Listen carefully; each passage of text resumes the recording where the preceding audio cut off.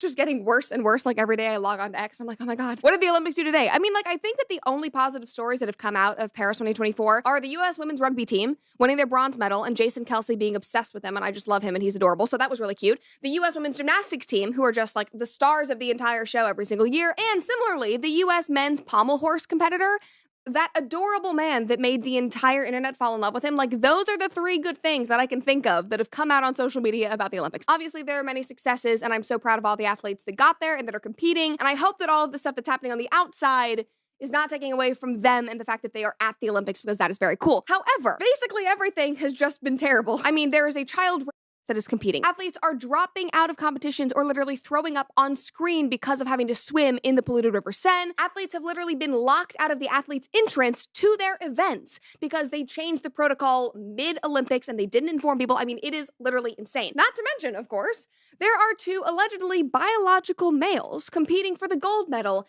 in women's boxing, and we have some updates. Before we dive in, though, make sure that you like this video, subscribe to the comment section channel if you have not already, and of course, hit that notification bell so that you never miss one of our episodes. All right, so I'm sure that literally no one is surprised here, but Iman Khalif and Lin Yuting have dominated their competition, the female boxers. But guys, before we get to Friday, we have some things that we need to catch up on. So, as you guys probably remember, there was a lot of confusion and genuine misinformation going around last week on social media. Are these people trans? No. Are they women? Can't say. Not exactly. Are they men? Most likely, but also can't really say. Are they intersex? That seems most logical, but also we still can't really say because we have not seen their medical records. We've just been going off about what we know about both of them and their childhoods and being raised as women, but also what we know from the IBA, who barred them from competing back in 2023 because they did not meet the gender eligibility requirements. Well, the current European vice president of the World Boxing Organization and the former secretary general of the IBA came out with a statement over the weekend. His last name is Kovacs, and Kovacs himself, a former Olympic and world champion boxer, told a Hungarian outlet the problem was not with the level of Khalif's testosterone, because it can be adjusted nowadays, but with the result of the gender test, which clearly revealed that the Algerian boxer is biologically male. So XY chromosomes, which is what we could all infer from the very cryptic information that the IBA was able to reveal about their testing. Now, Kovacs also said that back in 2022, the IBA and the World Boxing Organization warned the Olympic Committee about these two players, but they were brushed off. Of course, because the IOC is incredibly progressive, incredibly woke. And today, the IOC continues to ignore all of this and defend these individuals. Now, on Saturday, Thomas Bach, who is the president of the IOC, had a press conference. It's like the mid-Olympics press conference, the halfway point, and he said this. I can only invite them to come up with a scientific-based, a new definition of who is a woman. We don't need a new scientific base to determine what is a woman. What is a woman? Can you tell me that? We have it. We've had it forever.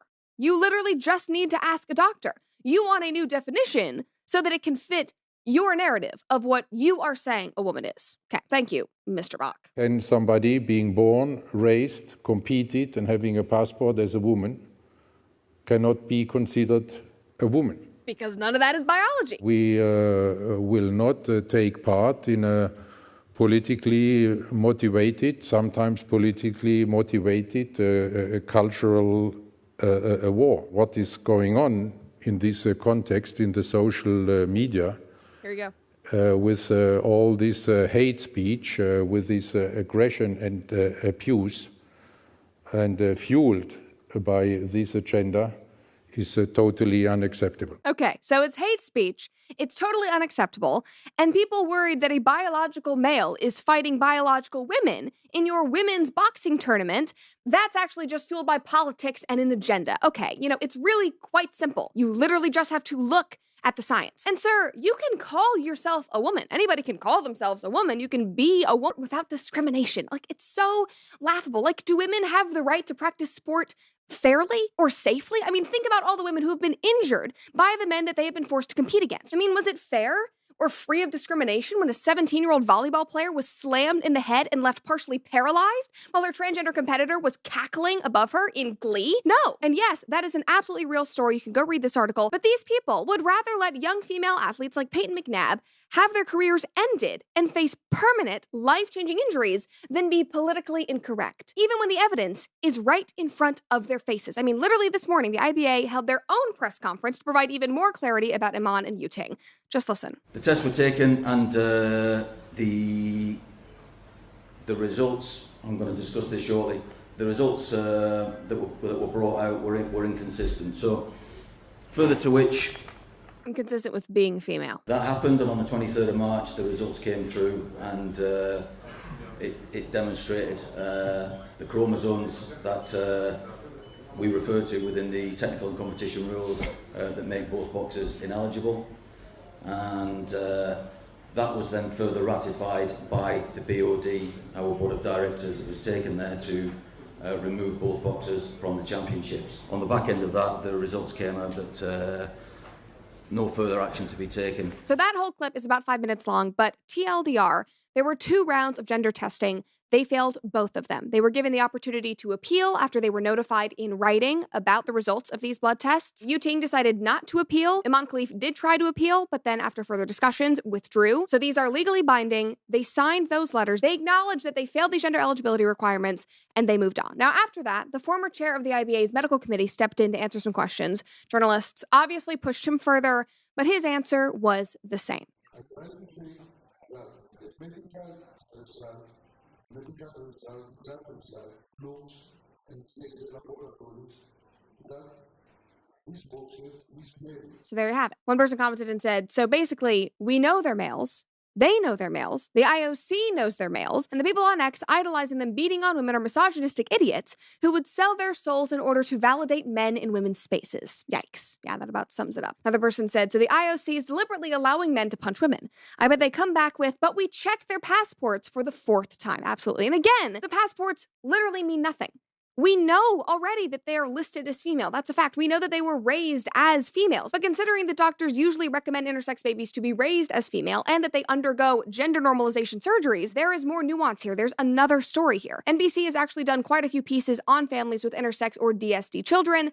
And in the case of this one family, a specialist told these parents that their child had a rare intersex condition called partial androgen insensitivity syndrome with mosaicism. The condition caused the baby, Ori, to have both XX chromosomes and XY chromosomes and genitalia that doctors did not consider clearly male or female. Ori, the baby, was perfectly healthy, but the parents said that surgeons pressured them to agree to cosmetic surgery to make Ori appear more clearly female. She immediately refused. And of course, these surgeries have not been without controversy. The article went on and said that gender normalizing surgeries have been performed on intersex babies and children since at least the 1950s, often in secrecy, without ever telling the children. In the following decades, some people who underwent these surgeries as children began to speak out against them as human rights violations. Some said that they had been assigned the wrong gender, while others endured severe complications, including sexual dysfunction and infertility. And it is just awful that these surgeries are performed on babies. But back to how this connects to the Olympics.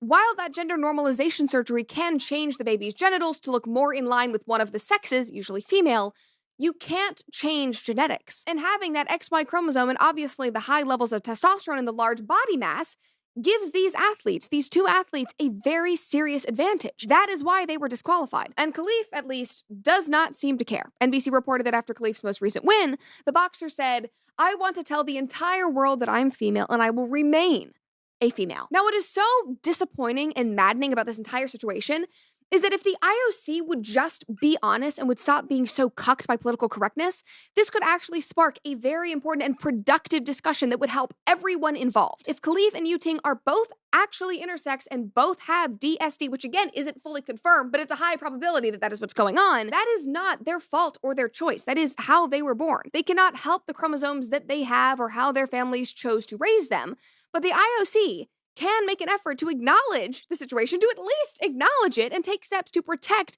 female competitors. And of course, now that they are aware of the situation, Khalif and Yuting do have the choice to not compete. But why would they not compete when the IOC is literally rolling out the red carpet for them? Right now, The IOC is not even acknowledging that this is a potential problem. They're not acknowledging women's concerns in the slightest. They're blowing them off as hate speech. I mean, what a way to send such a bold middle finger to your female athletes. It's disgusting. I hope you guys enjoyed that episode of the comment section and maybe even learned something new. Make sure that you like this video, subscribe to the channel if you have not already, and if you want some, hopefully more uplifting content, you can follow me on Instagram, Snapchat, and TikTok. See you guys next time.